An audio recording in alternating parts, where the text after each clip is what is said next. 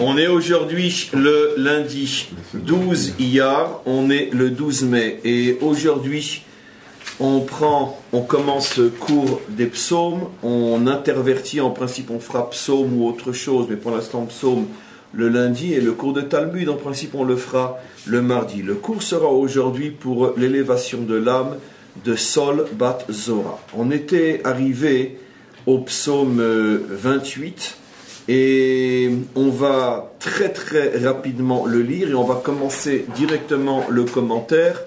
Un psaume important aujourd'hui, les notions ne sont pas véritablement nouvelles, mais disons qu'elles rentrent bien dans le psaume, surtout d'après le commentaire du Malbim. C'est pratiquement le seul commentaire qu'on va voir sur ce psaume-là, et si on a le temps, on approfondira plus encore en rapportant d'autres sources. Quoi qu'il en soit, le psaume 28 commence en disant: les David Elecha Hachem Ekra, pour l'instant je ne fais que traduire. David s'adresse à Hachem et il lui dit: c'est vers toi que je m'adresse à toi, Tsouri, tu es mon rocher. Comme je l'ai souvent remarqué dans les psaumes, David, le plus souvent, à part les noms connus, bien sûr, Hachem c'est Hachem, mais David appelle très très souvent Hachem Tsouri, mon rocher, mot à mot, Tsur Israël vegoalo, comme dans la prière de Medinat Israël, parce que Tsur, c'est l'appellation de Dieu d'après la Malchut, la royauté. Le roi appelle Hachem Tsur. On avait expliqué pourquoi, parce que le roi, le dirigeant et la nation ont besoin de force, ont besoin d'être robustes comme un rocher, et c'est la manière dont David appelle Hachem, selon le principe qu'en vérité le nom que l'on donne à Hachem dans la Torah, ça fait référence à ce qu'on attend de lui. De la manière dont tu l'appelles, tu dévoiles finalement quel est le type de relation que tu as avec lui. Et David appelle Hachem Tsur, mon rocher, ma force, parce que justement c'est ce qu'il a besoin essentiellement de recevoir d'Hachem, c'est des forces. Donc il dit: Tsuri al techerash mimeni, ne reste pas silencieux lorsque je m'adresse à toi. On verra tout de suite pourquoi David soupçonnerait Hachem de rester silencieux. Pen techeché, parce que si tu ne m'envoies pas un signe, si tu ne me donnes pas une indication, si tu ne réponds pas à ma prière, venim shalti im yordibor, j'ai peur de tomber dans le trou. C'est-à-dire, j'ai peur de m'enfoncer. Donc David fait ici allusion à quelque chose que le Malvim va expliquer, où finalement il demande à Hachem de lui envoyer un signe, il lui demande de lui répondre parce qu'il se sent terriblement en danger, il ne sait pas comment il va s'en sortir, et s'il n'a pas un signe de la part d'Hachem, il a peur. L'arrêt d'être les torts à bord, comme on le sait dans toute la Bible, fait allusion à la descente en enfer, pas l'enfer catholique, mais l'enfer dans le sens, les catastrophes qui vont dans lesquelles l'homme va se retrouver. Shma kol tachanunai, je m'adresse avec toi avec beaucoup de plaintes. Beshavi elecha benasi adi al devir katshecha, et je fais tout pour que tu me donnes une réponse et je lève mes mains vers toi. Je ne rentre pas dans les détails de la traduction. Altim shecheni imreshaï, ne me laisse pas emporter, ne me laisse pas influencer par les méchants. Donc c'est très très intéressant et très surprenant comment David a-t-il besoin de prier et de demander à Hachem. On a rarement vu un verset comme celui-là. Altim shechenim rechaim limshor. Comment on dit en français limshor? Ne me laisse pas être attiré par les méchants. Veim poale aven. Ne me laisse pas être attiré par ceux qui font du mal. Et c'est qui ceux qui font du mal? Divré, dovré, shalom. Qui c'est qui a un portable allumé? Dovré, shalom, imrehem. Les rechaim dont j'ai peur, les méchants desquels je te demande de me protéger, sont les Rechaïm. C'est qui ces Rechaïm? Dovré Shalom, ceux qui parlent de paix, Imrehem avec leurs voisins, Vera Bilvava, mais en vérité dans leur cœur, ils sont en train de fomenter le mal. Leur discours est un discours de paix, mais en vérité, derrière ou à l'intérieur de leur discours de paix, se cache la volonté de me détruire. Ten lahem kefa'alam, retourne sur eux exactement ce qu'ils veulent me faire. Ou keroa malalehem, que leur plan, j'aime pas la traduction maléfique, c'est pas maléfique, leur plan diabolique se retourne contre eux. que leurs actions, ça veut dire contre moi, de me présenter un plan de paix pour me détruire, que leurs actions se retournent sur eux, ten lahem, fais-leur comprendre que ce qu'ils veulent me faire, c'est ce qui va leur arriver, achev gemulam lahem, et fais-leur subir ce qu'ils ont voulu me faire subir. Ça veut dire, eux se servent de la paix pour me détruire, et ben fais-les eux aussi tomber dans un système où ils croiront être en paix, et c'est comme ça qu'ils vont être détruits. Bon, je veux dire, sans aller beaucoup plus loin au niveau des commentaires, je veux dire, on sait pas trop de quoi ça parle, on n'est pas nous habitués à ce genre de discours. Kilo yavinu el peulot Hashem, fais en sorte qu'ils ne soient pas capables de comprendre ce que tu es en train de leur préparer, vel maaseh yadav, et qu'ils ne soient pas capables de se préserver de l'action que tu vas entreprendre contre eux, yersem velo livnem, au moment où ils penseront avoir construit ce qu'ils voulaient faire, détruis-les. Baruch Hashem, c'était pas un tendre David, hein, c'est vraiment pas des paroles d'amour, de pardon, bon, je sais pas comment qui peut être la référence du Messie, un homme comme ça. Alors, Baruch Hashem kishama kol tachanunai, et finalement David voit en prophétie que Hashem va écouter sa prière et que ceux qui voulaient le faire tomber par ce processus de paix, c'est eux-mêmes qui vont tomber. Et il dit, Baruch Hashem kishama kol tachanunai, je te remercie Hashem d'avoir écouté ma prière. Hashem Uzi, Hashem tu es ma force, non pas la mitraillette Uzi, mais Hashem Uzi, tu es ma force. Ou Magini Bo, c'est en toi que je trouve ma protection. Batar Libi, je peux placer ma confiance en toi. Venez Zarti, car je sais que tu m'aides. Vayaloz Libi Umshiri Aodenu, et je peux véritablement chanter ta louange. Et on a presque terminé. Hashem Oz Lamo, Hashem est la puissance de son peuple. Ou Ma'oz Yeshuot Meshicho, ou c'est la puissance du Messie. Oshia est le verset très connu qu'on connaît tous, qui est une chanson qu'on chante souvent. Oshia et Amecha, Oshia et Amecha, libère ton peuple, ou barer et nachalatecha, et bénis ta terre, ou re'em venasem adaolam, et élève ta terre et ton peuple pour l'éternité. Alors bon, on a compris sans le commentaire que ce verset donc fait allusion à quelque chose qui fait terriblement peur à David. David en tant que bien sûr la voix d'Israël, David comme on le sait a écrit les psaumes sous, on pourrait dire, le flux prophétique. David voit dans l'histoire les différentes choses que son peuple va traverser, et David, comme disent nos maîtres, et Magdim, refoua la Maka, a amené la guérison avant la maladie, en ce sens que toutes les prières de David sont des guérisons spirituelles où avant que l'événement se produise, David prie pour que lorsque ça se produira, ça se termine bien.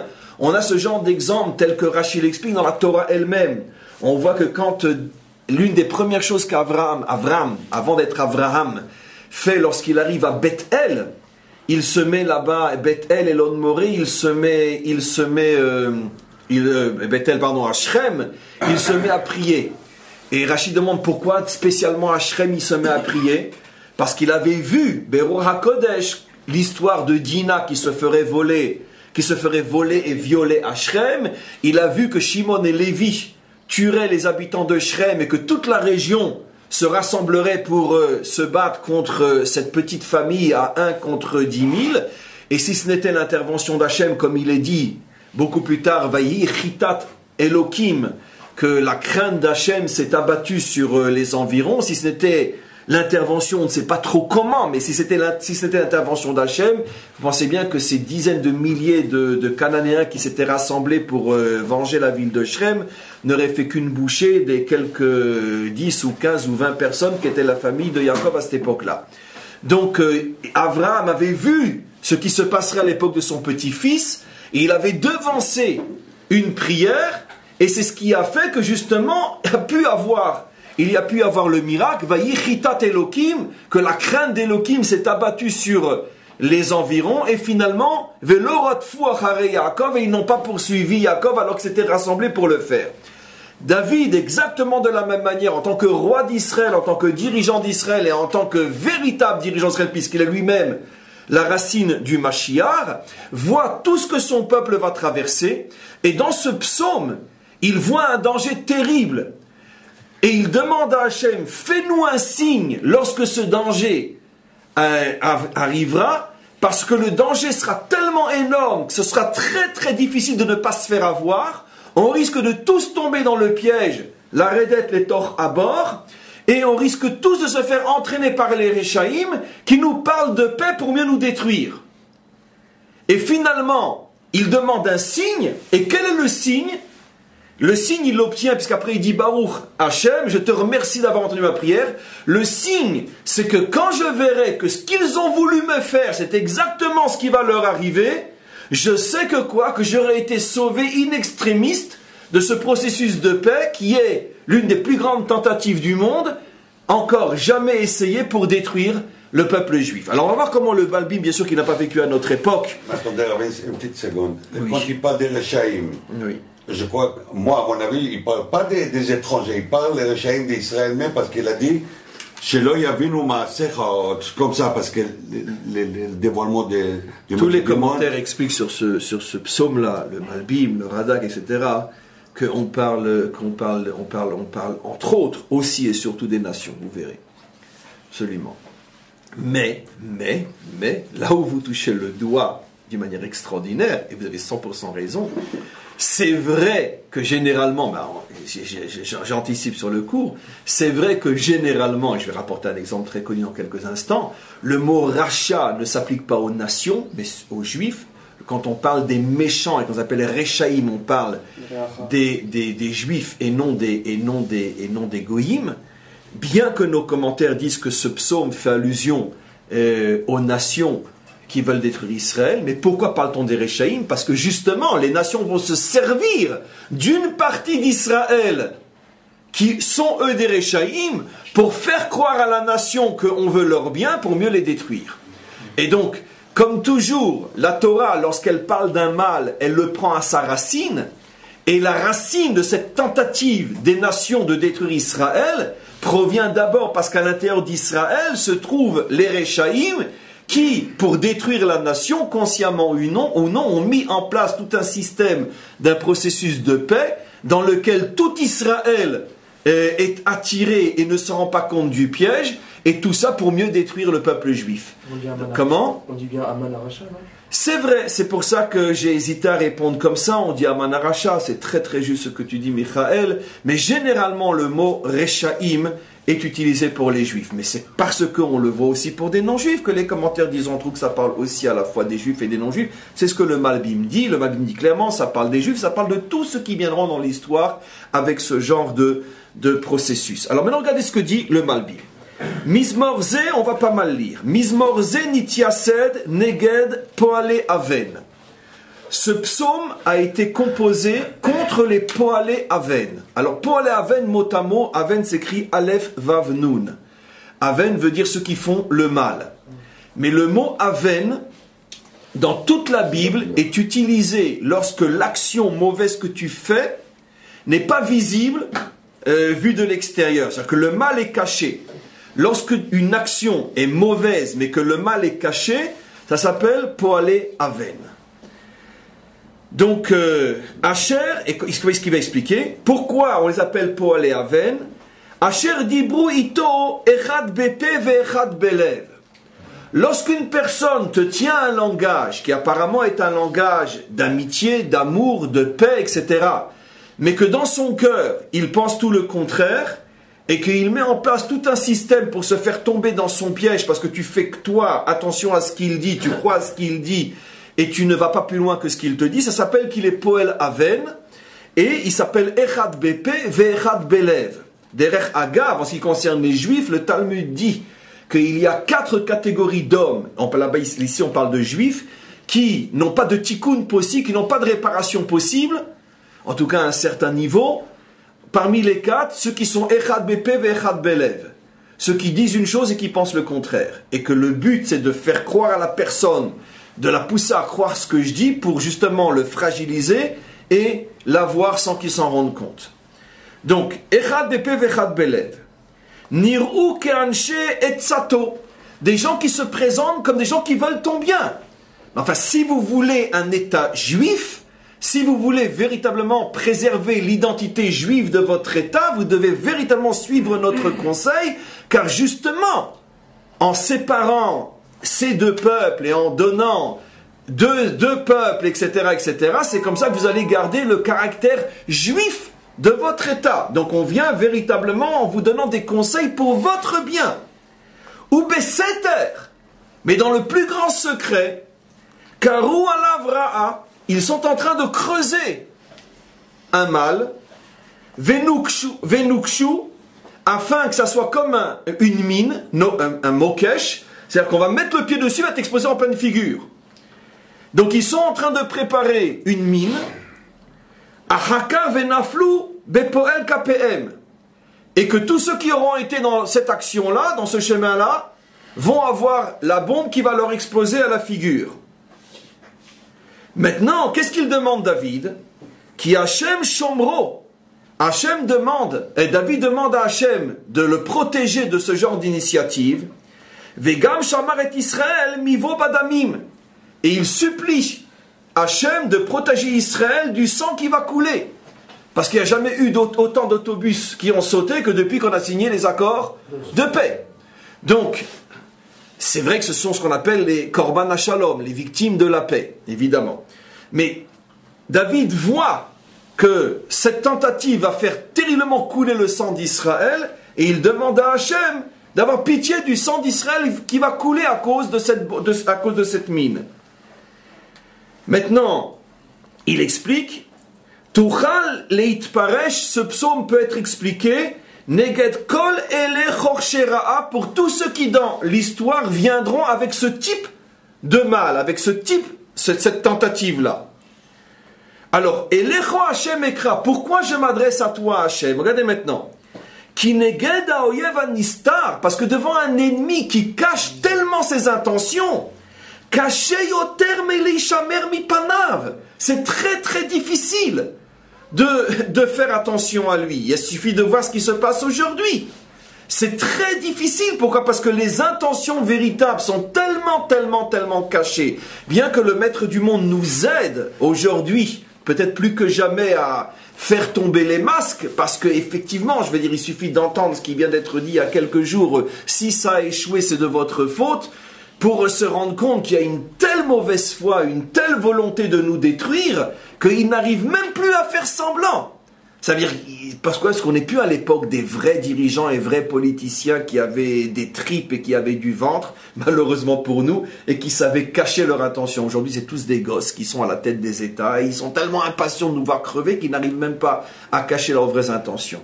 Mais je veux dire, c'est clair, à partir du moment où 2 jours après que il annonce que si ça a échoué, c'est de votre faute, tu comprends dès le départ quelles étaient les intentions. D'accord ?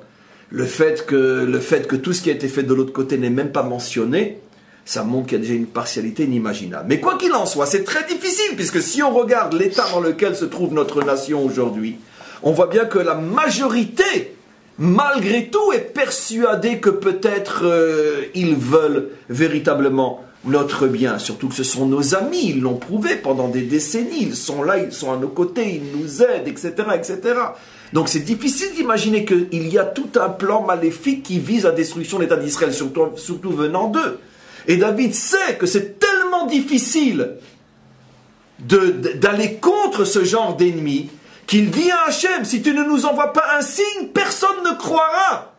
Ceux qui, à ces époques-là, diront, mais méfiez-vous, ils sont en train de préparer votre destruction, ces gens-là seront pris pour des fous, pour des extrémistes. Au contraire, c'est eux qui seront pris pour les ennemis d'Israël. Comment? On te parle de paix et tu veux la guerre?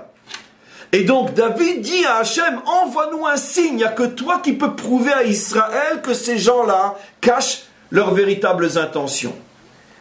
Mais Verak Hachem, il n'y a que Hachem, dit le Malbim, Ayodea Nistarot, qui lui est capable de sonder véritablement les vraies intentions de nos vrais ennemis. Rav Leoshia, il n'y a que lui qui pourra nous sauver. Neged Ele, contre tous ces gens-là, Chorshera Beseter, qui prépare notre destruction dans le plus grand secret. Les reines sourient, c'est pour ça que je te demande à toi, mon rocher, Al techerash mimeni. Et maintenant on comprend pourquoi il dit, parce que sinon, Nimsha Limior débord, je vais tomber dans le trou. Parce que si ce n'était tous les miracles que Hachem nous fait, depuis 22 ans, depuis 23 ans et plus, mais si ce n'était tous ces miracles incroyables, où on serait aujourd'hui? On serait plus dans le dernier miracle le plus extraordinaire qu'on vient d'avoir. C'est la folie de cette union qu'ils ont fait entre eux. Je veux dire, c'est de la folie pure. Je ne sais pas si vous vous rendez compte, mais c'est de la folie pure. Je veux dire, même s'il avait fallu inventer, mais on ne se rend même plus compte, parce que quand les miracles aveuglent, on ne voit plus rien. On ne se rend même plus compte. On ne se rend même plus compte ce que Hachem fait. Comment Hachem joue, on ne se rend même plus compte. Mais quoi qu'il en soit, on continue. Juste encore un petit peu, et puis après je vais approfondir. Maintenant, on pourrait se poser la question, mais c'est quoi? On l'a déjà lu, mais maintenant je veux le faire vivre plus. C'est quoi cette astuce que vont trouver nos ennemis pour nous faire tomber? C'est quoi ce mal qui est tellement caché derrière une apparence que David dit, si ce n'est pas toi qui nous sors de là, on ne pourra pas nous-mêmes s'en sortir. On est cuit, on est fichu. Et bien la réponse c'est quoi? Dovré shalom, processus de paix. Dovré shalom. Ça veut dire qu'il y a plus de 2000 ans, le roi David a vu dans ce psaume, dit le Malbim, qu'un jour, nos ennemis arriveraient presque à nous détruire, au point que David fait l'aveu que seul toi, Hachem, tu peux nous en sortir. Si je n'avais pas lu ce psaume, et que je vous avais dit, David, dans un psaume, dit que si ce n'est pas toi, Hachem, qui nous aide, ils arriveront enfin à nous détruire. Je vous aurais demandé aujourd'hui, à quelle époque, à votre avis, entre autres, David fait allusion? Tout le monde déjà aurait répondu aujourd'hui, la Shoah. Déjà, parce que là c'est clair. David dit non. Les ennemis qui viennent avec visiblement l'intention de nous détruire, ceux-là sont, si j'ose dire, qu'Hachem me pardonne, les moins dangereux. Parce que de ceux-là, on n'a aucun risque de se faire prendre au piège. Ça veut dire c'est clair, on le voit. Les plus dangereux, ceux qui réussiront presque, c'est ceux qui viendront avec un discours de paix. Voilà ce que dit David. Et donc, je reprends le verset. Dovresh veim poale aven, c'est qui ceux dont les actions sont complètement cachées et le but est de nous détruire? Dovresh shalom imrehem, ceux qui parlent de paix avec leurs voisins. Vera'a bilvavam, et le cœur n'est rempli que de mal. Le Malbim dit Dovrei shalom imrehem, chez sakanatam gdola meod. Le danger est énorme avec ces gens-là. Qui eni odalizer mehem. Comment tu veux que je me protège d'eux? Comment tu veux que je parte en guerre contre ceux qui me parlent de paix? Je vais tout de suite me disqualifier. Et je vais tout de suite raconter une histoire très célèbre. On va tous se laisser entraîner dans le piège. Je ne sais pas si il a vécu il y a plus de 200 ans, le Malbim. Ni sa génération, ni aucune génération avant lui n'a connu ce genre de phénomène. Parce que c'était du jamais vu. Les Juifs, on les attaquait visiblement. On ne connaissait pas ce genre d'ennemi qui vient avec un discours de paix. Je veux votre bien. Mais David, il a connu ça. Mais David, il l'a vu, mais Roi Kodesh, non, David. Il l'a vu surtout. David. Combien de gens qui ont essayé à chaque fois que ce soit au cœur de sa famille même, qui a toujours essayé de le Non, mais ce sont des ennemis des gens qui auraient dû être des amis qui ont été ses ennemis. Mais même David lui-même, le Malbim rapporte une ou deux histoires, mais on a très peu d'histoires de gens qui se sont présentés comme étant l'ami pour pouvoir après le détruire. On n'a qu'un seul cas, dit le Malbim, les fameux Zippim. Quand il fuyait Shaoul, les Zippim lui ont dit, il vivait à Zip, donc le village ou la ville de Zip. Ils ont dit à David, viens, on va te protéger, etc. Et pendant qu'il dormait, ils ont fait savoir à Shaoul qu'il était là pour venir le prendre. C'est un cas que David a eu dans sa vie. C'est évident que le psaume ne s'adresse pas aux Zippim. Un cas il a eu. Généralement, il a eu des gens de sa famille, comme son fils qui voulait le détruire. Mais tout de suite, il a vu, clairement. Mais des gens qui mettent en place tout un stratagème dans lequel David risque de tomber, au dernier moment il arrive à s'en sortir par miracle d'Hachem et non parce que lui-même il a vu le piège, ça il n'y a pratiquement pas eu dans sa vie, mais de toute façon, la réponse la plus valable, c'est que quoi qu'il en soit, tous les psaumes du roi David s'adressent aussi et surtout au peuple juif dans l'histoire. C'est pour ça que c'est dans la Bible, parce que si c'est son histoire personnelle uniquement, ça ne nous intéresse pas. Donc, ce genre de problème, encore une fois, c'est celui... Et donc, regardez encore une fois, Emshor achareem el areshet, vis-à-vis de quelqu'un qui te parle de paix, c'est très difficile de le traiter d'une personne qui a de mauvaises intentions, parce que personne ne va te prendre au sérieux, et c'est ce que ton ennemi sait, et c'est comme ça que tu risques de tomber dans son piège. On comprend l'allusion aussi, où David dit, il termine en disant, Ubareret nachalatecha, Oshia Hashem et Amecha, sauve ton peuple et bénis ta terre. Ubareret nachalatecha, il termine par finalement la bénédiction de la terre, parce qu'on comprend bien évidemment, avec quelques millénaires d'avance, enfin, quand on se projette dans l'histoire, que effectivement tout ce processus de paix vise Israël quand il est sur sa terre. Et c'est d'ailleurs l'une des raisons profondes, mais j'insisterai pas trop parce que c'est un petit peu lourd et pédant, mais comme on le sait, nos ennemis sont tellement nombreux que chacun vient avec des intentions différentes.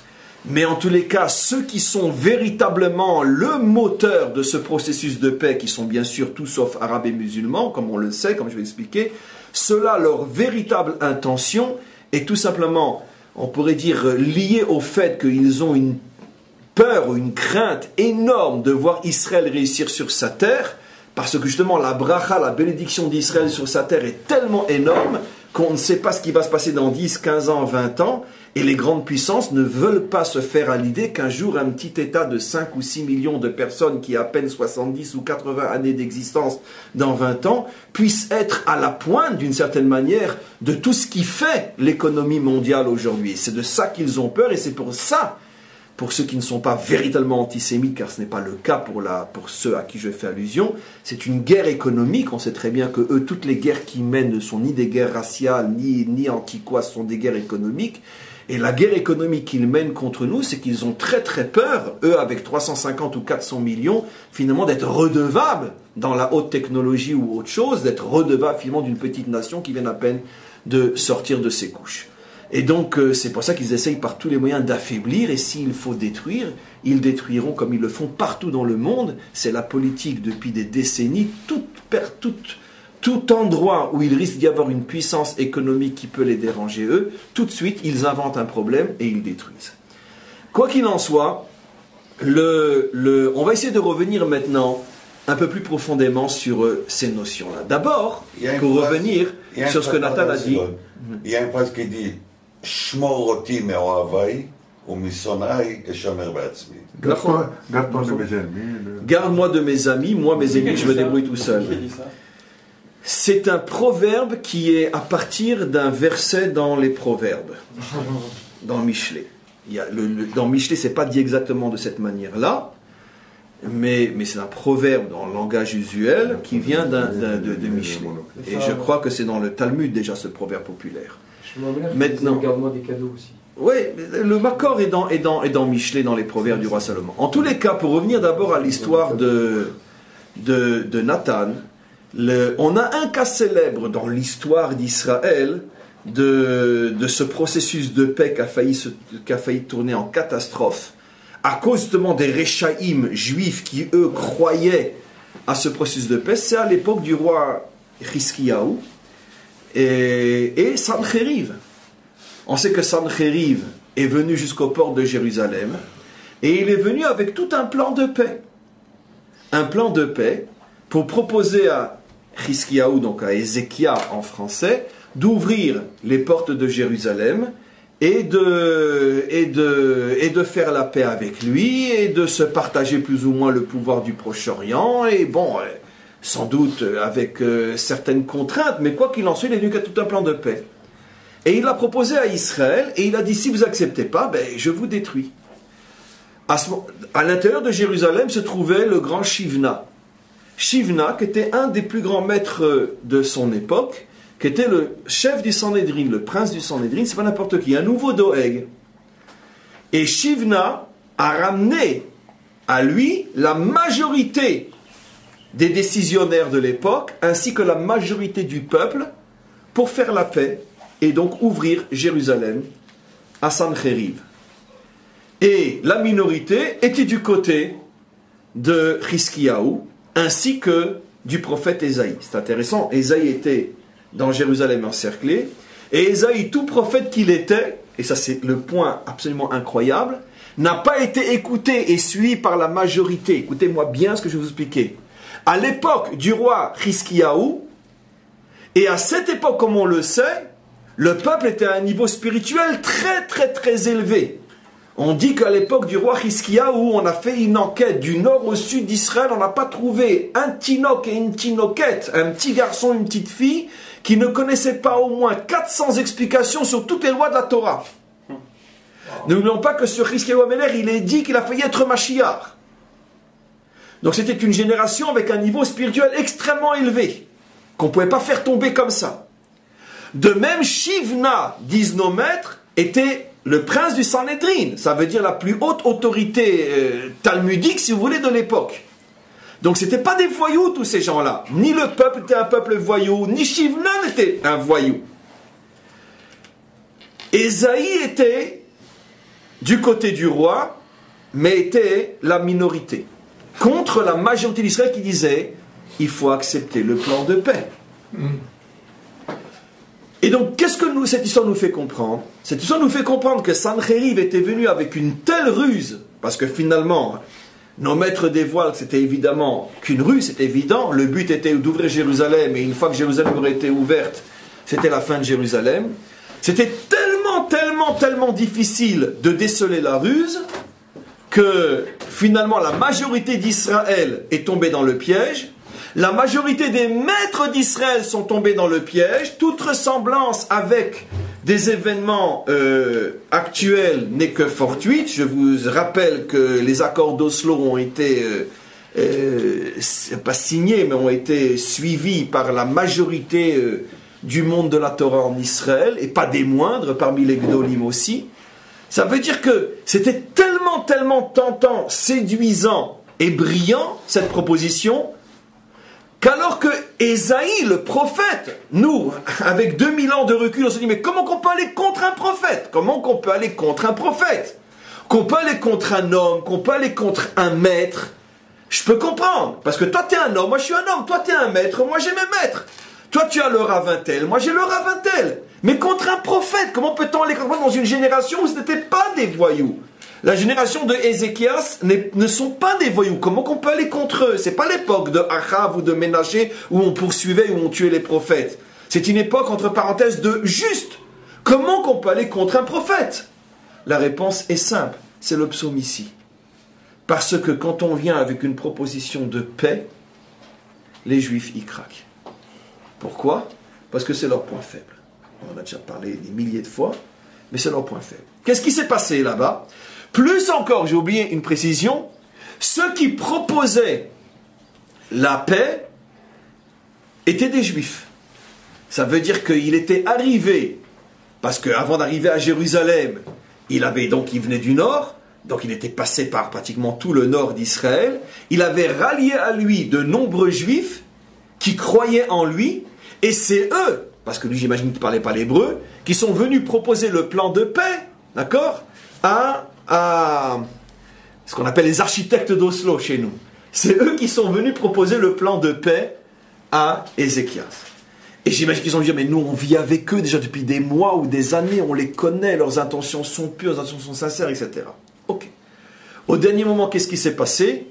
Chazal dit qu'il y a eu un miracle absolument incroyable, et que, alors j'utilise juste la parabole utilisée par le Talmud, mais je ne sais pas trop comment la déchiffrer. Shivna a essayé donc de convaincre la minorité de se joindre à elle. La minorité est restée sur ses positions. Shivna a dit, bon, ben, on est la majorité. La Torah dit qu'on va d'après la majorité, comme aujourd'hui, on est en démocratie, on va d'après la majorité. Donc la majorité dit qu'on doit ouvrir les portes, on ouvre les portes. Ils ont ouvert les portes, et lui, à la tête de la majorité d'Israël, est sorti à la rencontre de Sancheriv. Et quel est le miracle qui s'est passé? Mais ça, c'est une parabole, c'est un code, il faut le déchiffrer. Lui, il est sorti le premier, et dès qu'il est sorti, les portes se sont refermées, il s'est retrouvé tout seul. Et Sancheriv lui dit, mais quoi, tu te fous de moi, t'es venu tout seul? Il dit, mais non, mais Et je sais pas, ils sont restés, je vais aller les chercher. Il s'est mis en colère. Qu'est-ce qu'il lui a fait? Il l'a pris par les pieds, il l'a attaché avec une corde à un cheval. Et il l'a, tiens, c'est très ressemblant avec ce que font à 10 km d'ici nos chers amis, sauf que bien sûr là-bas c'est pas des chevaux, c'est des voitures.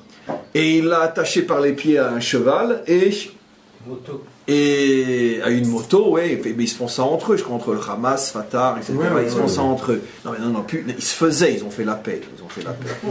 Et donc, il l'a mis à un cheval, et jusqu'à ce que mort s'en suive. Alors maintenant, décrypter ce que cela signifie qu'au moment où il était sûr que tout le monde était avec lui, les portes se sont refermées, je ne sais pas le décrypter selon l'image codée. Mais par contre, selon ce qui se passe chez nous, on le voit aussi, à chaque fois qu'on croyait que ça y est, ça allait se faire, il y a tout d'un coup quelque chose qui fait que les portes se ferment et ça ne marche plus.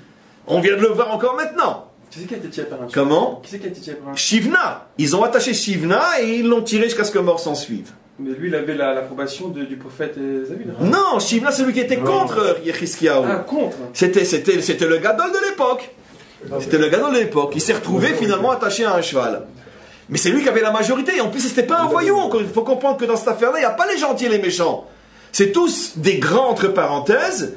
Mais ceux qui ont eu tort, la majorité, c'est parce que, comme le dit le roi David, comment tu veux, quand on vient avec un processus de paix, comment tu veux sentir le piège? En tous les cas, on va aller un petit peu plus loin. Ils les appellent les Réchaïm, quoi. Comment? Ils les appellent les Réchaïm, ces gens-là, quand même. Oui, la raison pour laquelle on les appelle les Réchaïm, parce que, quoi qu'il en soit, ils n'avaient pas à aller contre le prophète.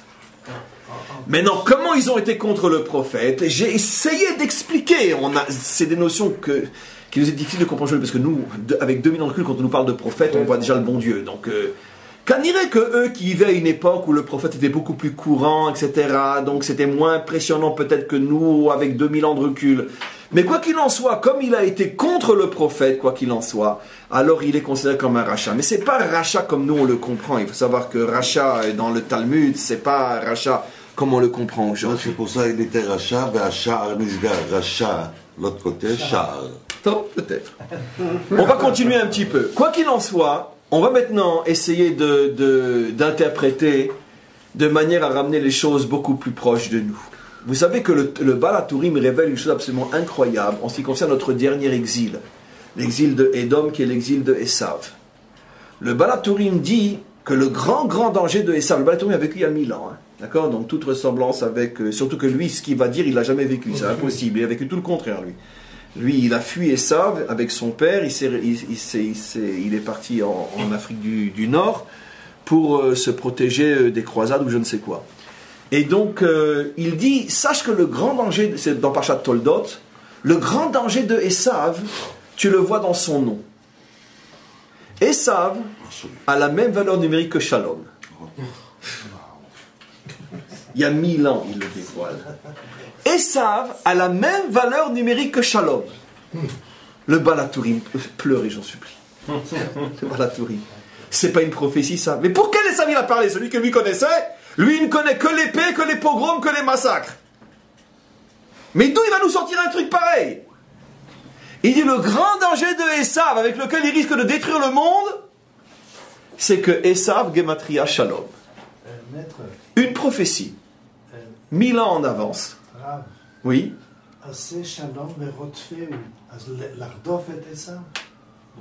Non, cherche le Shalom. Mélangeons pas, restons dans le cas de ce qu'il dit.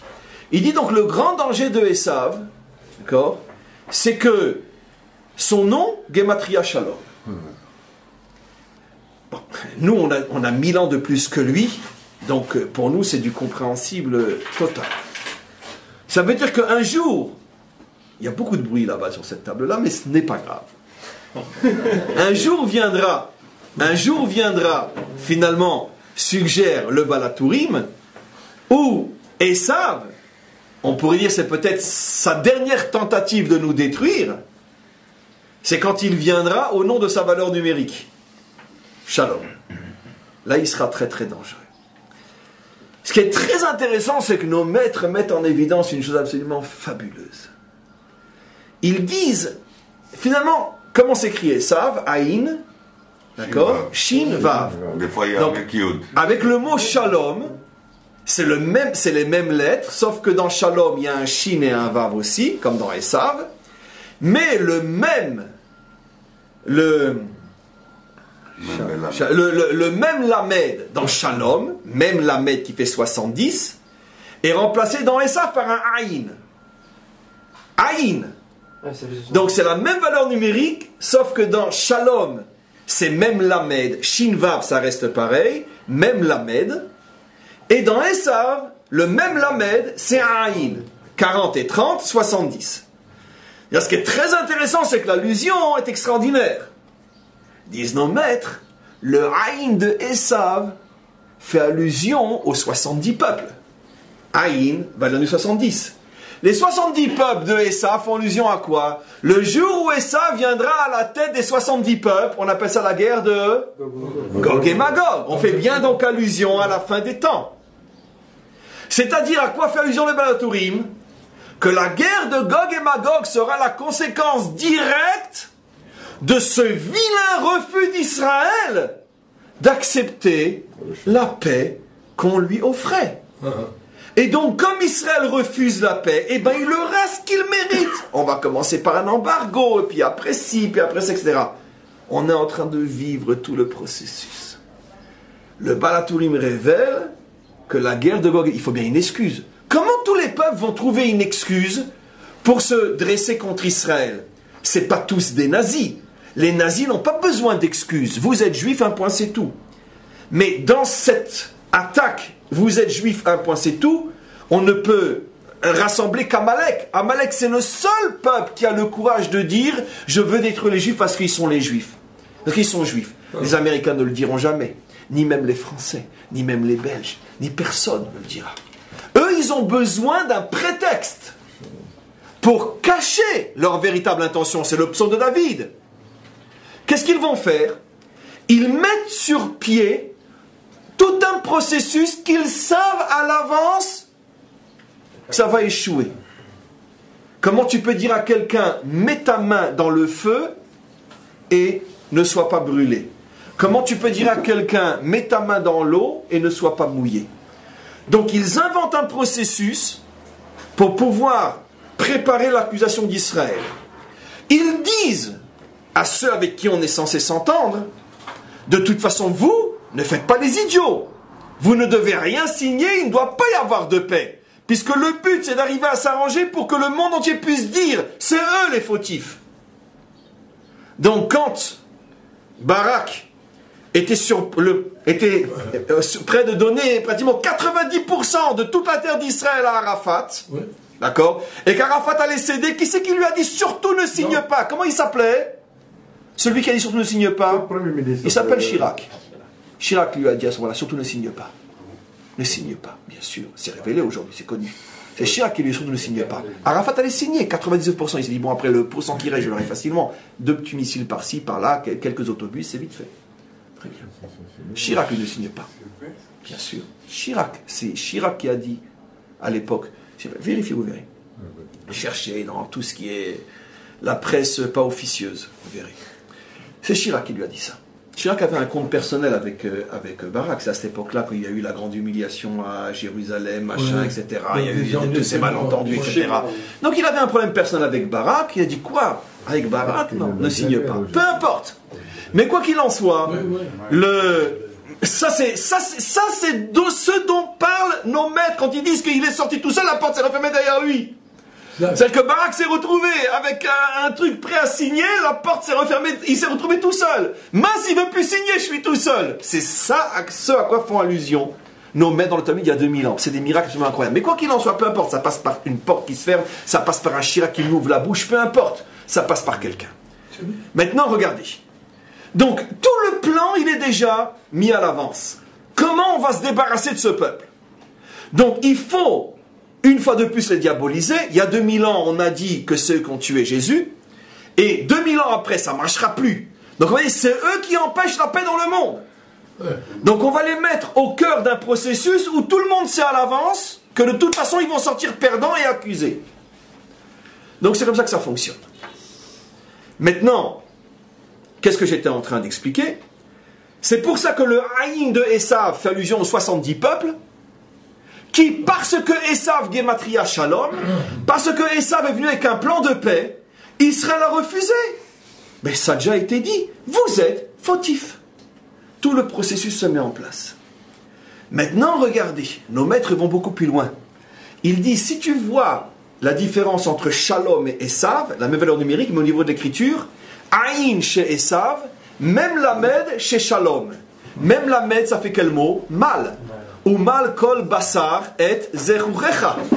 Et tout mal dans le sens mal, c'est intéressant, mal se circoncira. Mal, c'est se circoncire. Ou mal kol basar ou mal kol zachar et besar orlato. Ou mal kol basar. Tout homme se circoncira. Mila, la Brit Mila. 80% des Américains sont circoncis. Comment? 80% des Américains sont circoncis. Ce qui est très intéressant, justement, tu touches une chose inimaginable. Comment? Oui, c'est plus comme ça aujourd'hui. Ça fait longtemps que c'est plus comme ça. La famille royale aussi, etc. Mais bon, je suis royal en Angleterre. British, l'homme circoncis. British. Mais ce qui est British, c'est l'homme circoncis en hébreu. Il y a une tradition qui dit que la famille royale est juive d'origine. D'accord. D'origine, c'est lié aux Templiers, c'est lié, mais à l'origine, il y a des millénaires. Et donc, il y a une tradition très sérieuse qui dit que le mot British vient Brit, Ish, l'homme circoncis, parce que tous les princes de la famille royale étaient circoncis. Je crois que ça vient de s'arrêter, je crois, plus ou moins. C'est tout récent que ça vient de s'arrêter. Et c'est encore dans notre génération qu'ils ont arrêté de circoncire les princes anglais. Ils sont toujours circoncis. Ouais, je sais pas, en tout cas j'ai cru comprendre que c'était plus vraiment une obligation aujourd'hui. Peu importe. Mais quoi qu'il en soit, c'est intéressant. Parce qu'effectivement, bon, ça j'avais déjà dit ailleurs, on voit que très souvent les grands empires sont liés à la notion de Brit. D'accord? Artsot à Brit, Brit à Moatsot, Brit Ish, Brit qui veut dire l'alliance. Il y a toujours une alliance quelque part. Bon. Mais allons plus loin que ça. Ce que nos maîtres expliquent, parce qu'eux n'ont pas connu Brit à Moatsot ou Artsot à Brit, qui est un mot en hébreu, de toute façon, les États-Unis, nous on traduit par Brit. Mais ça n'engage que notre traduction à nous. Mais quoi qu'il en soit, c'est intéressant, c'est que nos maîtres disent quelle est la différence entre Esav et le véritable Shalom? C'est que le véritable Shalom, il passe par la circoncision, ou plutôt par l'acceptation de la circoncision, qui est l'acceptation de la différence. Rappelez-vous quel a été le grand problème d'Avram lorsqu'il a dû se circoncire. Qu'est-ce que rapporte notre tradition? Ça va. Non, il a été voir ses amis qui étaient tous des non-juifs à cette époque-là, Mamré, Eshkol et Oner.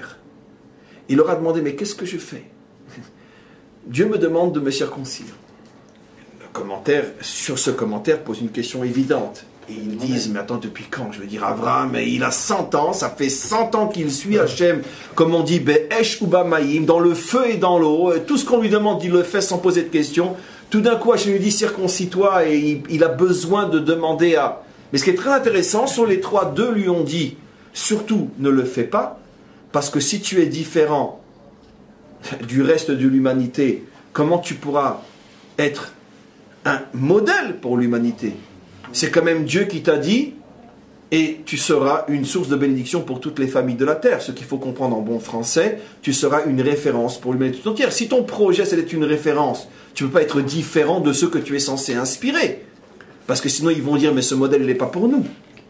Donc deux, ils lui ont dit, il y a une contradiction ici. Tu es sûr qu'il t'a bien dit ça? Demande encore, c'est pas possible. Seul Mamré, Chevron, lui a dit, non.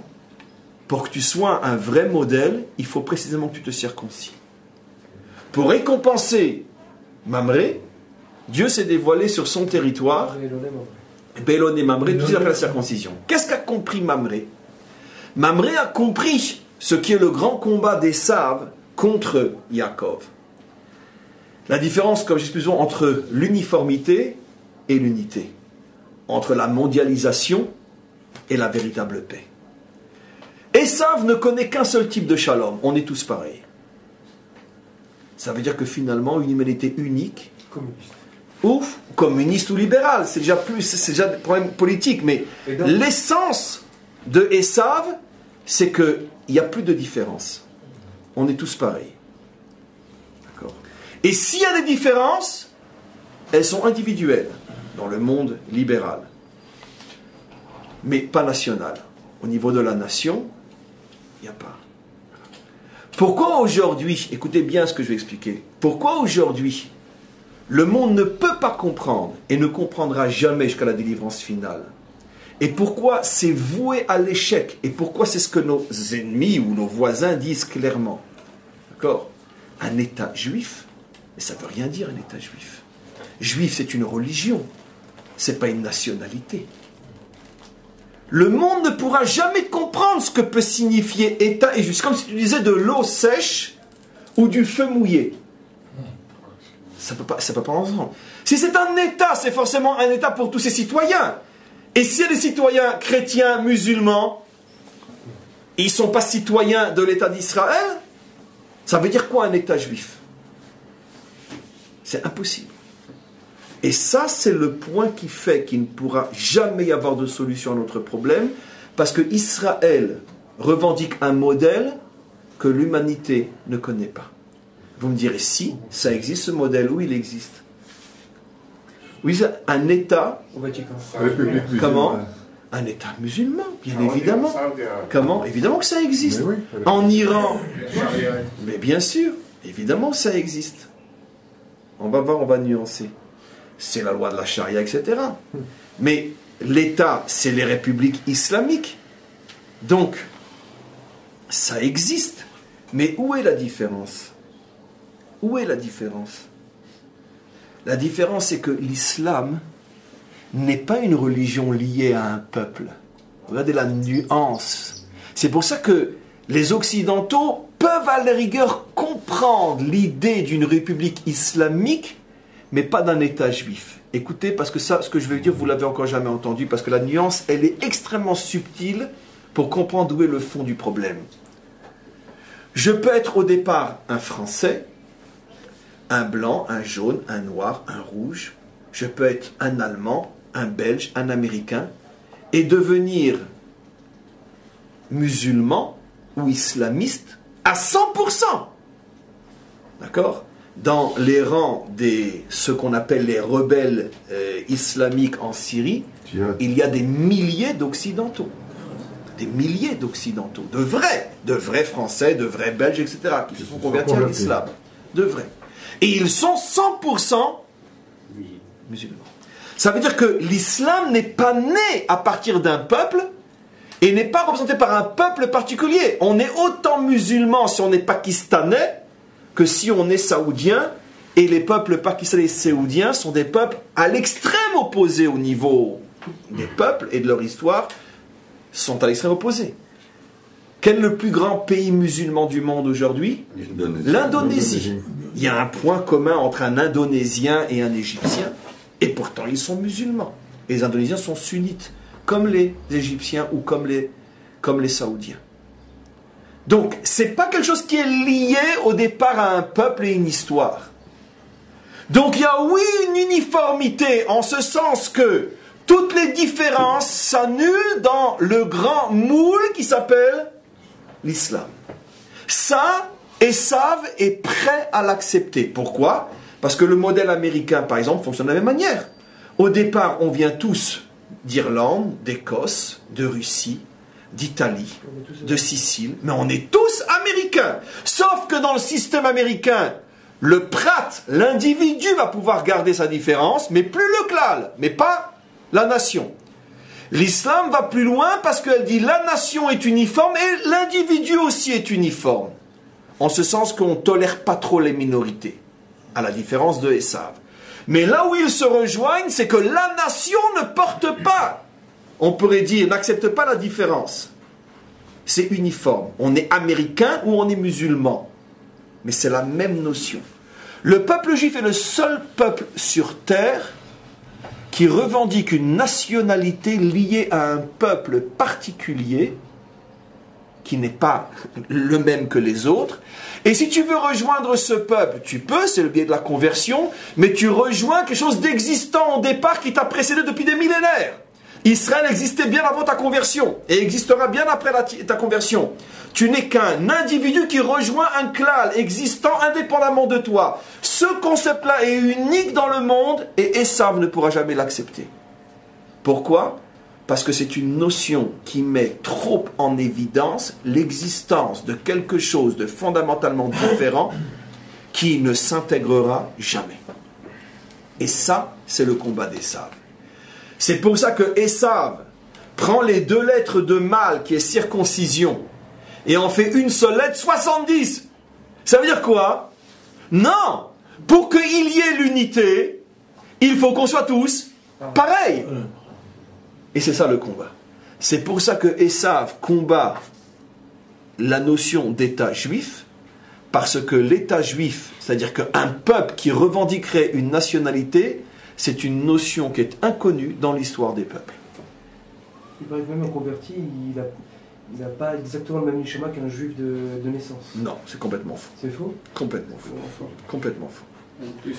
Et en plus, on dit que les convertis au moment de la délivrance finale seront en Israël, dans le même territoire que le Mashiach. Et les Kohanim. C'est-à-dire que leur part en Eretz Israël sera plus haute encore que celle des 12 Ils n'ont tribus. pas de part en plus. Parce qu'ils attendent, comme les Kohanim, ils sont au même niveau que les Kohanim, comme les Kohanim, ils auront une part en Israël, parce que leur âme est tellement élevée qu'ils ne peuvent avoir que la part qui sera donnée au Mashiach et aux Kohanim. Ouais. C'est le côté est du Jourdain. En tous les cas, quoi qu'il en soit, on comprend donc où ça se situe. Donc dans les jeux de mots eux-mêmes, mal, ils refusent la circoncision. C'était quoi la circoncision? Que l'humanité accepte que l'unité, le shalom véritable ne peut se faire que dans l'acceptation des différences. Donc le plus grand ennemi d'Israël, c'est la mondialisation. Le monde est en train de se mondialiser, ça veut dire l'Europe est en train de se former. À vision humaine, dans 50 ans, il n'y a plus de France, d'Allemagne, de Belgique, etc. Il y a l'Europe. Et c'est pour ça que le plus grand ennemi idéologique de l'Europe, c'est Israël. Parce que tant qu'Israël existe, c'est la preuve qu'il existe un système radicalement autre. Or, eux veulent mondialiser le monde. Les Américains, à leur manière aussi, l'islam n'en parlons pas. Mais ils ont tous en commun, ils ont dit peuple. Il y en a un qui leur bloque ici dans la gorge, c'est quoi? Ils n'arrivent pas à l'avaler, chacun pour ses raisons. Mais c'est toujours la même gorge qui n'arrive pas à faire passer l'arête. Mais les Juifs, on les met où?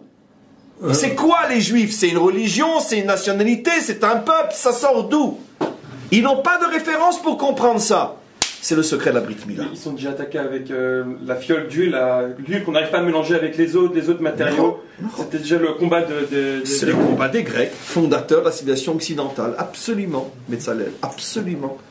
C'est ça le combat des Grecs contre l'huile. Parce que l'huile, t'as beau essayer de la mélanger, elle ressort, elle refait surface. Ça se mélange à rien. C'est ce qui les a rendus fous. Maintenant, on va aller un petit peu plus loin, mes amis.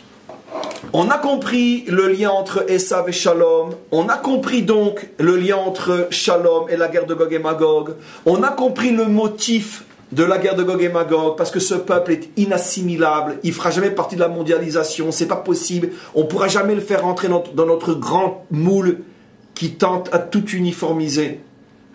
En vérité, qu'est-ce qui est en train de se passer? On est tous en train d'assister avec on pourrait dire, avec étonnement à cette tentative d'une partie de l'Occident de s'allier à l'islam en général. Mais pourquoi? Mais parce que la tentative vient de l'Occident, pas de l'islam, parce que l'islam, dans leur tête, c'est déjà clair jusqu'où ils veulent aller. Ils veulent tout le monde musulman. Mais quelle est la tentative de l'Occident? On ne pourra pas mondialiser toute la planète selon notre idéologie à nous. Donc, on va la partager. Et en vérité, cette tentative de partage, la moitié du monde pour les musulmans et la moitié du monde pour les occidentaux, cette tentative de partage, c'est sans s'en rendre compte qu'ils sont en train d'essayer de faire chez nous un petit pays qui serait le laboratoire de cette tentative. Est-ce que finalement la coexistence est-elle possible entre le monde musulman et le monde occidental, puisqu'ils nous voient, nous, comme des occidentaux, quoi qu'il en soit. Puisqu'on n'arrête pas de le dire, on est fiers de le dire, à tort ou à raison. Donc finalement, on est un petit peu le laboratoire de cette tentative. C'est un petit peu différent de ce que j'expliquais tout à l'heure, mais il y a différentes choses qui sont dans le subconscient ou l'inconscient des nations, et tout est en train de se jouer, comme ça. Maintenant, je reviens à ce que j'explique. Donc finalement, Israël vient au niveau d'un modèle qui est, oui, le shalom, mais un shalom dans le respect total des différences. Rappelez-vous ce Talmud, je voulais prendre le Talmud, je l'ai oublié, mais je vais vous le dire par cœur, ce Talmud prophétique qui a été écrit à 2000 ans, où à la fin des temps, tous les peuples vont se présenter devant Hachem.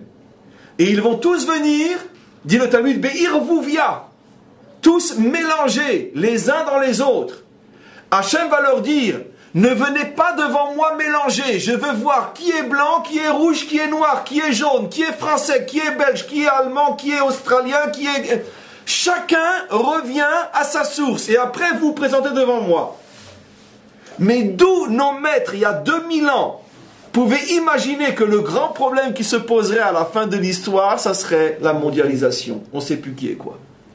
Et qu'Hachem dirait, non, non, devant moi se présente chacun selon sa source. Pas de pagaille, pas de mélange. C'est inimaginable. Donc pourquoi? Parce que ce texte-là fait allusion à ce qui se passera à l'époque de la guerre de Gog et Magog, où tout va être mondialisé. Maintenant, on va aller un petit peu plus loin. D'où on a une source, écoutez ce que disent nos maîtres, d'où on a une source dans la Torah de cette volonté de Esav de piéger Yaakov par le shalom, et que si ce n'était Hachem qui révèle à Yaakov quelles sont les vraies intentions de Esav, il serait tombé dans le piège lui-même. Tu vas pour l'embrasser, Comment? Bravo. Mais expliquez comme vous ne l'avez jamais entendu. Écoutez-moi bien. La plupart de ceux qui expliquent ce fameux passage de son combat contre l'ange, et puis après le lendemain sa rencontre avec Esav, jusqu'à aujourd'hui dans les synagogues et un peu partout, vous entendrez toujours le même discours rabbinique, qui est complètement faux, qui est de dire la chose suivante. C'est parce que Esav, Yaakov, s'est d'abord battu avec l'ange de Esav et qu'il est arrivé à le vaincre, que ça a influencé après que dans la rencontre, alors qu'il était venu pour le tuer, finalement il s'est amadoué. Grâce au combat et à la victoire spirituelle, ce sont des paraboles, grâce à la victoire spirituelle de Yaakov contre l'ange de Esav, ça a fait que sur terre, Esav s'est amadoué. Cette explication est complètement fausse et c'est exactement le contraire qui est vrai. Mais pour le comprendre, il faut avoir un minimum de clés. Hachem savait ce qui allait se passer. Hachem savait que Esav venait avec une intention de le piéger dans un processus de paix. Je suis ton ami, je veux ton bien. Comme il va lui dire, viens avec moi, marchons ensemble. Et puis il aura attendu que l'autre dorme pour le poignarder. Hachem savait que quand Yaakov va voir Esav rempli de bonnes intentions, qui vient et qui l'embrasse, Yaakov il va craquer. Parce que quand on lui présente une maison blanche, une pelouse, un papier à signer, il fait dans sa culotte. Voilà. Pipi tout de suite. Hachem savait. Il connaît trop la nature de Yaakov.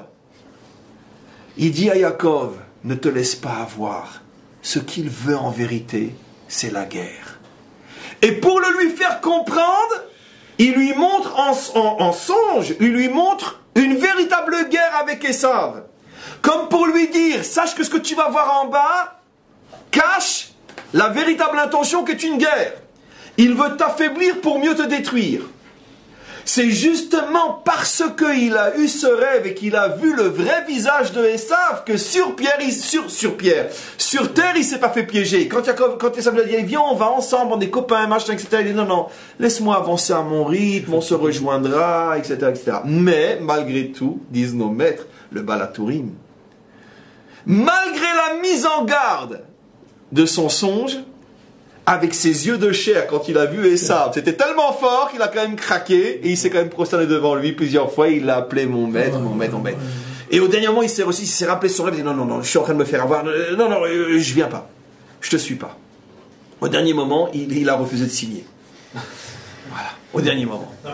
Mais de là, on voit que quand Esav, et c'est pour ça que la Torah dit c'est sa valeur numérique, c'est son essence, Esav est tellement fort dans sa capacité de nous convaincre qu'il veut notre bien, que même après toutes les mises en garde d'Hachem lui-même à Yaakov, sur le terrain, il s'est presque fait avoir. Et c'est pour ça qu'Esav s'est tenu chez Esav. Voilà. Parce que lui ne se fera pas avoir. Non, mais le Midrash, oui. dit quand même qu'il y a quand même c'est un ambivalent, c'est-à-dire il y a à la fois une volonté de paix d'Esav et tout, en même temps le baiser peut devenir une morsure. Donc il y a les deux côtés. les deux connaissent la mort, ça veut dire le crime et l'assassinat. Ça peut déboucher sur une paix, une réconciliation, etc. Mais ça peut déboucher aussi sur une morsure. Donc il y a les deux. C'est pas du tout ce que je dis, c'est pas du tout ce qu'on explique. Il n'y a aucune possibilité, quand Esav vient, le mien il dit pas ça. Si tu le trouves, le tien, je l'accepte. Mais amène-le. Et on le lira ensemble et on l'expliquera s'il existe. Il n'y a aucune possibilité. La preuve, c'est que dans le texte biblique, Olivier, sur les mots « il l'a embrassé », il y a des points dans le texte biblique. Et qu'est-ce que ces points veulent nous faire comprendre, dit Rachi? Qu'il, en vérité, il voulait le mordre. Oui, justement, c'est ça. Voilà. Mais il n'a pas pu et ça s'est transformé en baiser. Ça veut dire quoi? Décrypté en français, ça veut dire quoi? Baiser qui tue. Ça veut dire, ça me dérange pas de dire comme ça. Mais ça veut dire quoi? Ça veut dire que en vérité, dans son baiser, son intention était de mordre. D'accord. Mais on va juste maintenant terminer en rapportant la suite du psaume. David dit, il y a un signe que Hachem nous envoie pour nous montrer quelles sont les vraies intentions d'Esav, c'est quand il lui arrive exactement ce qu'il voulait nous faire. Et regardez ce que dit le Malbim, ça c'est trop fort. Malbim dit qu'il loyevinu el peulat Hachem, je ne l'ai pas encore lu. Quelle va être entre parenthèses la réponse d'Hachem ou la vengeance d'Hachem contre Esav? Bikesh, David dans sa prière demande Sheyeshalem Hachem mida keneged mida, que Hachem leur rende mesure pour mesure. Kemoshem dibru iti echad bepe veechad belev. De la même manière que eux essayent de m'endormir en me tenant un discours qui est exactement le contraire de ce qu'ils pensent dans leur cœur. D'accord? Veratsu la aros oti, qu'en vérité leur intention est de me détruire. Beofen shelo eda, d'une manière que je n'arrive même pas à me rendre compte. Shem oskim baiser, ce qu'ils sont en train de me faire. 200 ans le commentaire. Ça veut dire que David leur dit, ce qu'ils ont voulu me faire, de me détruire, alors que je suis en train de penser qu'ils sont en train de me construire, Ken, de la même manière, Yedaber Hashem imahem, toi comporte-toi de la même manière avec eux, Echad bepe veechad belev, fais-leur le même coup.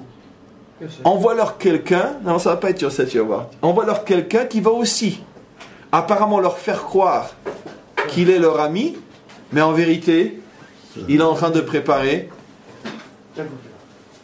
un coup dur. Achegam em lo yavinu, au point que même eux ne comprendront pas. El peulat Hashem vel maaseh adav, ce que Hashem est en train de leur faire. Sheidme lahem she Hashem osek livnotam, au moment où ils croiront qu'ils sont en train de se construire, livnot, ou behemet ou yasok laaros otam velo livnotam. C'est le contraire, ils vont être détruits et non construits. Veze onesh mechuvan kepa'alam, et cette punition, parce que c'est exactement ce qu'ils ont voulu nous faire. Le même Malbim explique dans le chapitre 38 du prophète Ézéchiel comment la guerre de Gog et Magog va se terminer. Il dit mot à mot, regardez dans le chapitre 38.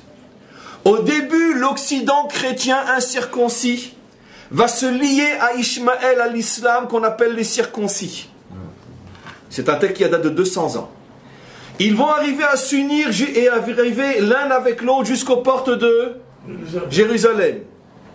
Et quand ils seront sur le point de conquérir Jérusalem et de détruire Israël revenu sur sa terre, c'est ces mots traduits en français, il va se passer quelque chose d'absolument incompréhensible, que Ishmaël lui-même va se retourner contre son allié, et au lieu de se battre avec lui contre nous, il va se battre contre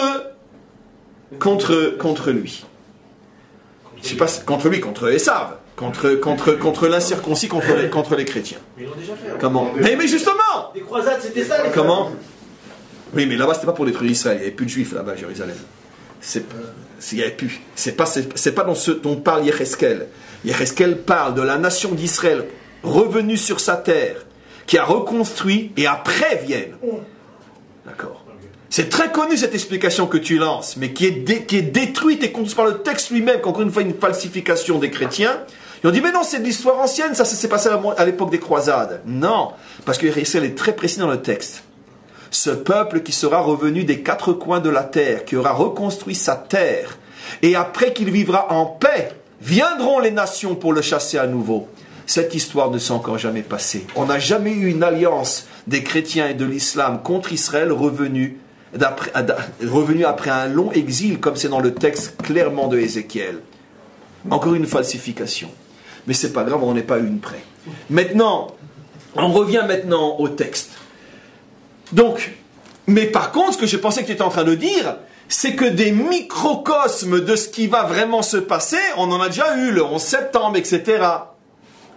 Où finalement, une alliance se retourne contre eux.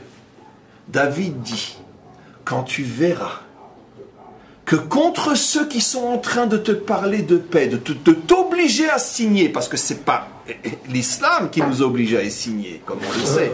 Quand tu verras que ceux qui t'obligent à signer, il va leur arriver la même chose que ce qu'ils voudraient qu'il nous arrive, c'est que leurs amis, entre parenthèses, vont se retourner contre eux, ça sera la preuve qu'ils te veulent du mal.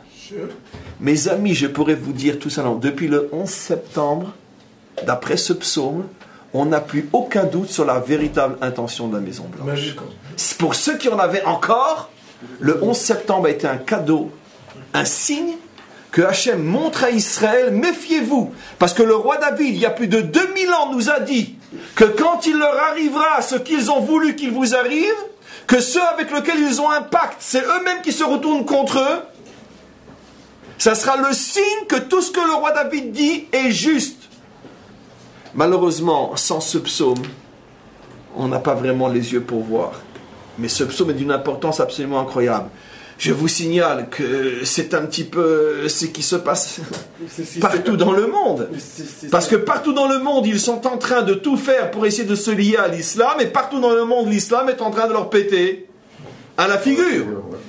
Et pourquoi? Parce que David a été Magdim Refoua la Maka, il a dit, quand tu verras que entre eux c'est ce qui leur arrive, sache que c'est ce qu'ils veulent te faire. Pourquoi? Moi, il fait le contraire avec les musulmans. Historiquement, on sait que c'est Esav qui a tué Ishmaël. Comment? De ses noces. Non. Non. L'Ishmaël qui est mort dans son lit. Mais Seva Tova et en faisant Teshuvah. Un commentaire qui disait que c'est Esav qui a tué Ishmaël le jour de Ishmaël, la fille d'Ishmaël, et le jour du mariage, il a... Sincèrement, je ne connais pas cette source, si elle existe, mais en tous les cas, c'est pas la source officielle rapportée par Rashi ou d'autres. Ishmaël, biblique, est mort Seva Tova, il a fait Teshuvah, etc. Ishmaël biblique a fait Teshuvah. Et à notre époque, le Ishmaël Amiti fera Teshuvah aussi. Mais il faut savoir que c'est pas tout celui qui se dit musulman qui est un descendant d'Ishmaël. Dans la mesure où déjà les Égyptiens, c'est pas Ishmaël, c'est des Hamites. Ce sont des Africains. Ce ne sont pas des Arabes. Il y a énormément de... Les Iraniens ne sont pas des Arabes. Ishmaël a donné naissance, disent nos maîtres, aux Arabes. L'Arabie Saoudite, la Jordanie, etc., etc. L'Irak, je ne sais pas trop, parce que l'Irak, c'est des Babyloniens, je ne sais pas trop. Il n'y a pas de nation. Comment? Il y avait une nation, tribu bédouine, qui s'est ensuite répandue. Oui, mais l'intention, dès le départ, à la différence d'Israël, c'est que la Torah était dès le départ pour être la Torah d'Israël et le rester. Tandis que l'islam, dès le départ, a été conçu pour être prosélyte, comme le christianisme, au-delà des peuples et des frontières. Donc, dans sa conception, l'islam est une religion mondialiste, comme le christianisme d'ailleurs. La seule religion qui n'est pas mondialiste parce qu'elle n'est pas prosélyte, on lui interdit d'être prosélyte pour la préserver du danger de la mondialisation et de tout ce que cela signifie, c'est justement le judaïsme. Et c'est pour ça qu'aujourd'hui le judaïsme heurte aux deux grandes religions mondialistes qui sont l'islam et le christianisme.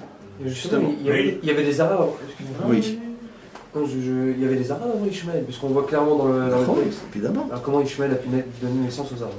Non, il n'a pas donné naissance aux Arabes, mais... Ah non. Ah, ce que tu appelles... Le Rashi, il dit que quand les Malachim sont venus, il a cru que c'était les Arabes. C'est quoi? Oui, d'accord. C'était des Bédouins, disons. Des Bédouins, je préfère dire Bédouins qu'Arabes.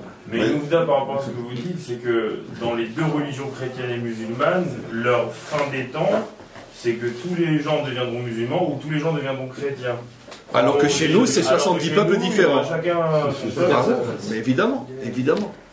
Mais vous voyez qu'Obama, il est contre les musulmans, malgré tout. il a fait tomber Moubarak et il n'est pas bien avec l'Arabie Saoudite. Musulman, il est... Bon, enfin, ça c'est déjà du trop précis, mais, Non, mais pour en revenir au c'est texte, tout le là. contraire. Vous dites que Il est contre les laïcs, il n'est pas contre l'islam, bien au contraire. Il pousse partout l'islam à prendre le pouvoir, et partout où il y a un dirigeant qui ne se réfère pas à l'islam, il essaye de le dégommer. Parce que l'Occident a contracté une alliance officieuse qui devient de plus en plus officielle avec l'islam, pas avec les dirigeants, Avec la charia. avec l'islam. Parce que l'Occident s'est mis en tête, à tort ou à raison, qu'il ne pourra pas seul dominer le monde entier, et il est prêt, lui, à partager. C'est pour ça qu'il veut nous imposer ce modèle-là. Mais c'est pour ça que l'Occident sait que les chefs arabes non musulmans n'ont pas d'avenir, et C'est pour ça qu'il met les l'Occident musulmans. aide les peuples musulmans à se débarrasser de leurs chefs laïcs. Et il y a les Français Mais qui pour sont en place. pouvoir favoriser l'islam, ça a été le discours du Caire, on le sait tous. Qu'est-ce que c'est le discours du Caire? C'est une louange à l'islam, du début jusqu'à la fin. Pas une louange à Moubarak. C'est le discours du Caire, le discours du Caire a été le point de départ officieux de la chute de... Il est venu là-bas que pour leur donner le feu vert. On est derrière vous, faites tomber Moubarak. Eh ben, quelque- D'ailleurs, c'est pour ça que Moubarak est sorti très en colère de ce discours. Parce qu'il a senti qu'il venait lui tirer dessus à bout Qu'est-ce portant. qu'on a réussi de ça maintenant? Ils sont avec les Russes. Mais c'est Mais mais ça, contre c'est- l'Amérique. parce que heureusement qu'Hachem dirige le monde, mais vous confirmez tout le psaume. C'est exactement ce que dit David. Le contraire. Heureusement que ça ne reste pas entre leurs mains, parce que sinon c'est la fin du monde. Et c'est ce qu'on voit, je veux dire, le miracle qu'il y a eu, que finalement les choses ne sont pas passées comme la CIA le pensait, c'est aussi un des miracles les plus extraordinaires qui s'est passé ces dernières années. Mais on vit tellement de miracles ces derniers temps qu'on ne se rend même plus compte, ça va trop vite. Mais ce qui s'est passé en Égypte, ce qui se passe en Égypte pour l'instant, mais je ne sais pas si vous vous rendez compte. Je sais pas si vous vous rendez compte où on serait aujourd'hui. À mon avis, on serait déjà en guerre aujourd'hui. Ah ouais. On serait en guerre. En tout cas, on serait sous les missiles de Gaza du matin au soir. Et c'est inimaginable ce qui se passe. Non, mais par rapport à l'alliance, justement, vous dites que justement il y avait un problème par rapport à la circoncision, par la Brit Mila, etc. Et juste, Alors, j'ai oublié de dire, il juste, faut Olivier, faire la excuse-moi, Brit Mila, alors, j'ai oublié de justement. vous dire que depuis 2000 ans, l'histoire de la circoncision recommence à faire surface, Non. d'accord, en Europe, d'accord, et à San Francisco. Aux États-Unis. À San Francisco, Oui, oui. il y a des combats à San Francisco pour interdire la Brit Mila. En Californie, j'en vois. Oui, à San Francisco, en Californie. Alors, vous dites Mais qu'il c'est a- intéressant de voir aux États-Unis, bon, ce n'est que San Francisco, mais San Francisco a toujours été le fer de lance de l'idéologie d'avant-garde des États-Unis. À San Francisco, ouvertement, on se bat contre la circoncision, et en Europe, plus ou moins, on commence par la shrita, et puis après on ira, etc. Mais c'est intéressant. C'est exactement ce que disent nos maîtres il y a des millénaires. Esav s'attaque à mal. Alors justement, Donc, alors d'après le psaume, alors là, en fait, vous dites qu'il y a une volonté de préserver cette Brit Mila. Alors les musulmans, justement, ils préservent cette Brit Mila aussi. Donc pourquoi? C'est peut-être la raison pour laquelle ils sont ici, finalement. c'est ce que le Zohar dit, mais c'est aussi la raison pour laquelle semble-t-il que l'Occident a compris qu'il n'arriverait pas à transformer les musulmans en chrétiens. C'est plutôt le contraire qui est en train de se Il ne passer. peut pas les intégrer. Oui, il y a une question de... Qu'est-ce qu'on doit penser, Rav, de la venue du pape dans 15 jours, dont les autorités catholiques réclament le kéver de David? Je suis pas certain, ayant discuté avec certaines personnes qui apparemment s'y connaissent, je suis pas certain, je pense qu'il y a une désinformation à ce niveau-là, mais ça n'engage que moi. Et je pense pas qu'ils veulent le kéver de David. Apparemment, c'est au-dessus du kéver de David, là où on voit une forme d'une mosquée, etc. Et c'est un endroit qui, d'après la chrétienté, est un endroit sacré. C'est là où il aurait été juste avant d'être condamné à mort. Et donc, et cet endroit avait été conquis par les musulmans. Vous verrez d'ailleurs qu'il y a un mausolée, tout au-dessus du kéver de David. Mais cette mosquée n'est plus pratiquée depuis très très longtemps et officiellement appartient à l'islam. Et à mon avis, d'après ce qu'on m'a expliqué, ça n'engage que ceux qui me l'ont expliqué, ce que j'ai compris moi, ils demandent que cette partie qui est au-dessus du kéver de David leur soit restituée comme c'était le cas pendant très Même longtemps. les musulmans n'ont pas accepté. Ils demandent seulement, les catholiques demandent seulement pour aller prier sur des heures convenues avec les trucs. Et comme il y avait le petit-fils d'Arav Ovadia Yosef, il a dit on ne peut pas nous prier quand il y a une église en dessous de nous. C'est interdit de prier, c'est pour ça qu'on ne les donne pas. Non, en tout cas, c'est pas comme apparemment on Et le démontrer raconte, pour les qu'ils vont Vatican. prendre et on pourra plus y aller, c'est pas exactement comme ça. Quant à la visite du pape dans 15 jours, si on a besoin d'en parler, on en parlera quand ça viendra. mais pour l'instant, c'est pas du tout actuel. Voilà, on va s'arrêter là pour aujourd'hui. Le père,